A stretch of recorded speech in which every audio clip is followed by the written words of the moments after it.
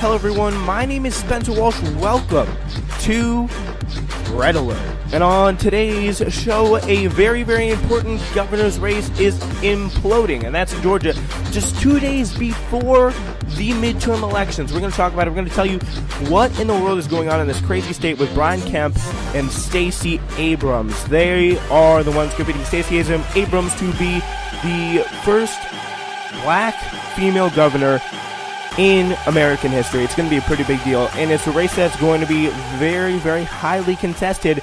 So, of course, the Republicans are pulling out literally everything they can muster for a big race like this, including literally accusing the Democratic Party of hacking the voter mainframe in Georgia just 2 days before the election. Yes, that's what they're doing. They're pulling that out. They're pulling out this inquiry now that they have launched against Stacey Abrams. And keep in mind, Kemp, his position now literally is Secretary of State. As you know from our first episode of Red Alert, I highly encourage you to check out that first episode about voter suppression in Georgia, what Kemp is trying to do to the state and to the state's elections. Kemp oversees these elections, and he is overseeing his own election. So why not just 2 days before the election throw out a random fraud charge against your opponent? That's totally a cool thing to do, right? Yeah.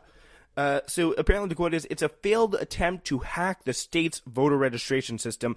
Kemp's office offered no evidence or details, according to the New York Times, that could be independently verified on Sunday, and Democratic leaders were quick to point out that this allegation was almost definitely false, portraying the inquiry as an abuse of power." And Kemp is also overseeing the election, by the way. I think we should probably put this on high alert here. So Red Alert. Kemp is overseeing the election and starting an inquiry just 2 days before the election on random allegations of fraud that are almost definitely false against his opponent. Just 2 days before the election. He just threw this out there. And again, I said this in our last episode, but I really do not understand why the people who oversee elections in this country are partisan positions and not political, they're not appointed. They're not FBI or I don't know. But it's I guess, if they're appointed, they would be somewhat partisan as well. But I just don't know how we've let it get so partisan when it comes to the overseeing of our elections that we can have someone like Chris Kobach of Kansas get away with something like this, overseeing his own election for governorship of Kansas. And we now have Kemp, who's going to be running for governor in Georgia, doing here the same exact thing and overseeing his own election here. This should not happen in any, let alone just any reputable democracy, let alone America, the supposed best democracy of them all. How are we letting this get? This does not seem right at all whatsoever, and it's going to be very disturbing, especially if there is some sort of computer glitch in what is bound to be a close race. Some random malfunction. Stacey Abrams is up, and all of a sudden, something changes really quickly, and all of a sudden, Kemp's on top. Without any evidence, without any real explanation for what happened. And no one really questions it, just kind of goes away after a while, and yeah, Stacey Abrams loses. This allegation makes you really think, what are they going to try and pull in the election? Because if they want to do this right here, so soon before the election, just have the gubernatorial candidate's own office, who's supposed to be fair and neutral in overseeing these elections, to throw out a random allegation of hacking into the state's voter registration system. Just throw that out there. Have them a full investigation going on. What in the hell are they going to try on election night? What are they going to try and pull? It's very disturbing. It just really does give you shudders there, just to say the least. The sudden release of the 4-sentence statement about the investigation infuriated Georgia Democrats, frustrated already with Kemp, whom opponents have portrayed as a master of voter suppression because of purges of voter rolls and initial limits on voting. We already talked about one of the things he did where he purged people because of his exact match policy, where if you didn't have the exact hyphen between your name, you were purged from the voting rolls and you couldn't really do much about it until you actually got to the polls. And of course, then you have to get to work. You can't really solve that issue. But he's also doing things where he's literally turning back his state is literally officially turning back buses of senior citizens, elderly African-American senior citizens on their way to vote because they're doing illegal things or whatever. They're just illegal. Like, that's a real story that actually came out from Georgia, and it really doesn't get a lot of coverage, but still, it's highly disturbing and just shows, again, the lingering question. And Ro Khanna, he tweeted out about this. He's one of the most progressive representatives in the House, in the country, that we have right now, saying he was raising real questions. Should Stacey Abrams concede if it's a really close race, and there is still very much ambiguity, about who's going to come out on top. I think that answer is very much up in the air. Like, normally I say, like, we shouldn't let this drag on. We should just come in and concede. But with someone like Brian Kemp, who's done all this kind of stuff, he's built up his voter suppression efforts leading up to this election. Like, I really don't know how you don't very much consider that option as a viable possibility. Like, it's very, very, very disturbing stuff. So anyway, Georgia's voting procedures and laws have been subject to numerous, as I mentioned, legal challenges and formal complaints leading up to Election Day. As recently as Friday, a judge sided with critics of Kemp in one case, stating that the procedures for verifying the eligibility of voters whose citizenship was in question was creating confusion as Election Day loomed. So he's pretty much tried everything. He was one of those people, Brian Kemp was, who had the illegal immigrant bus. He's like, I'll round up those illegal aliens and take them home myself. Like, he's just one of those kind of guys, you know? And, the fact that he is out there pulling this kind of stuff so close to the election in such an important race. And if the Democrats are able to pick up the seat, which, with a viable candidate in Stacey Abrams, in what should be a free and fair election, is more than just possible. It's actually pretty probable, just based on polling. And it's really a fail-safe thing at times for a lot of Republicans, because, like, they can just rely on the situation, because in a lot of states, they have that ability. And whenever there's Republican governors and whenever Democrats are really pushing for a swing state seat, there's always some sort of little trick that gets played, and all the efforts of changing the seat just become futile. And I'm worried about the same thing in Texas with Ted Cruz and Beto O'Rourke. There's very similar possibilities there. And you just never really know, but it's important to keep a close eye on that, because you just don't. You can vote all you want, but if your vote is purged, like we've seen in Texas, or switched from Ted Cruz to Beto, from Beto to Ted Cruz in Texas, like literally switched, according to a computer bug in Texas. That was a story from Axios a few weeks ago.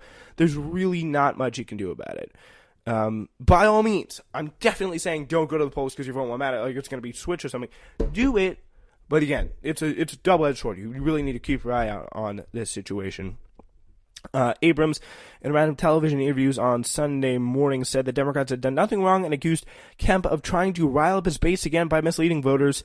According to Atlanta TV station, a CNN interview, Abrams added he is desperate to turn the conversation away from his failures, his refusal to honor his commitments, and the fact that he's part of a nationwide system of voter suppression that will not work in this election. Just to give you an idea of how close the polls are, pretty much, just the general consensus among pollsters with this race, it's pretty much in a dead heat. And if this is up for grabs, it'll be interesting if we saw, all of a sudden, in what is supposed to be a dead statistical heat, we see like a 10-point Kemp advantage. Like, something will be up there. I think it's definitely going to be worth investigating that. And do we have the government right now to investigate it? Do we have the executive branch? Again, Justice Department would probably be the one to investigate it. We'd get Jeff Sessions. Do we have the executive branch to properly investigate something like this, and some kind of attack on our democracy like this? And I mean, I certainly don't think so. I mean, I don't know if you think Jeff Sessions is going to come out and investigate claims done by Democrats when there's a Republican governor in Georgia right now, and I really don't think there's going to be much justice done on that front. So it's got to be very, very sketchy. And it's got to be very, very apparent. The claim of voter, if there is any, I'm not saying there is, it's got to be very, there will be, but it's definitely something worth watching as time goes on. So pretty much some more details here about what he's done. Kemp's office said it had opened its inquiry after receiving information from our legal team about failed efforts to breach the online voter registration and My Voter page.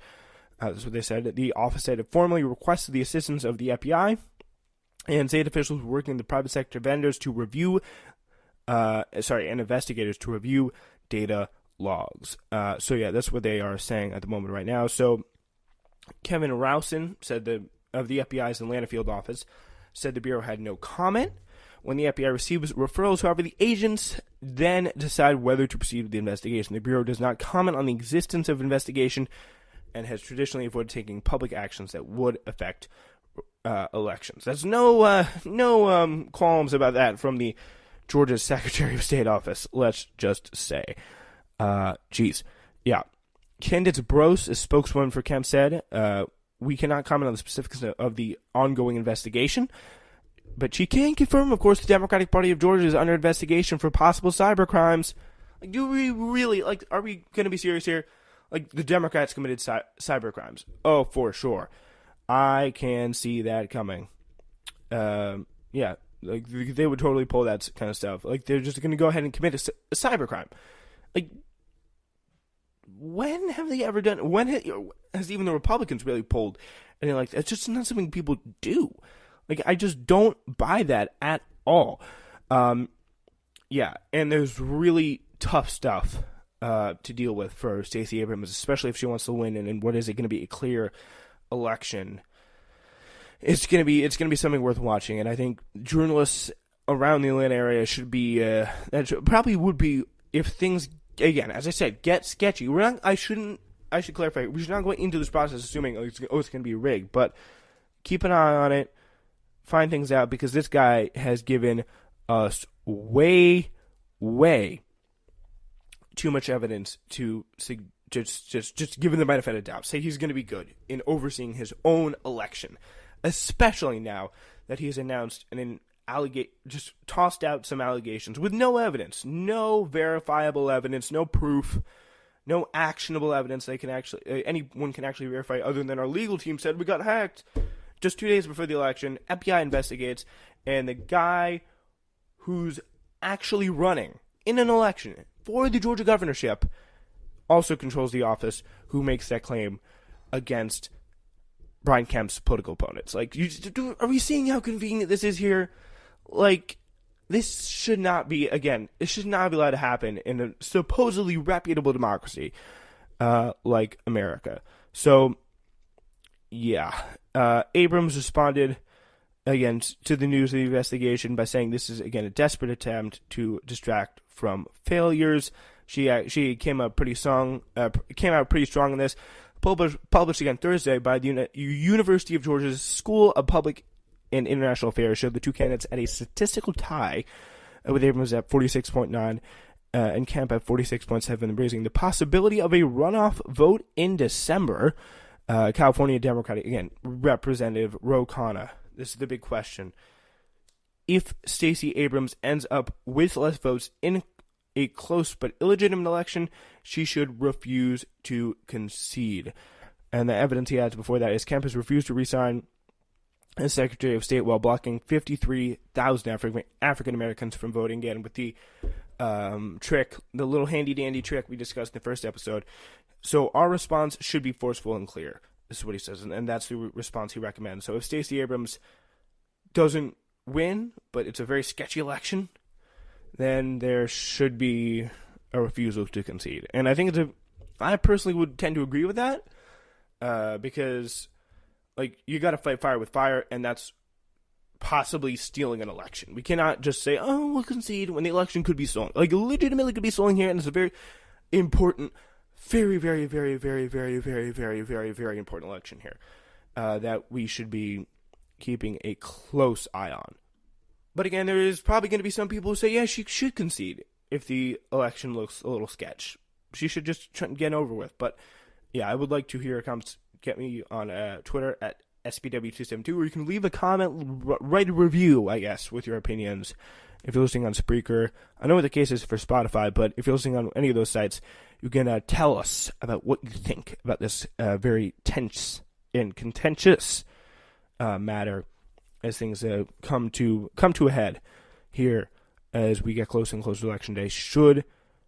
How should Stacey Abrams handle her election if it gets sketchy with Brian Kemp? So please let us know. That is our quick little analysis here of the Georgia election, Georgia gubernatorial election, how sketchy things are going with Brian Kemp. Literally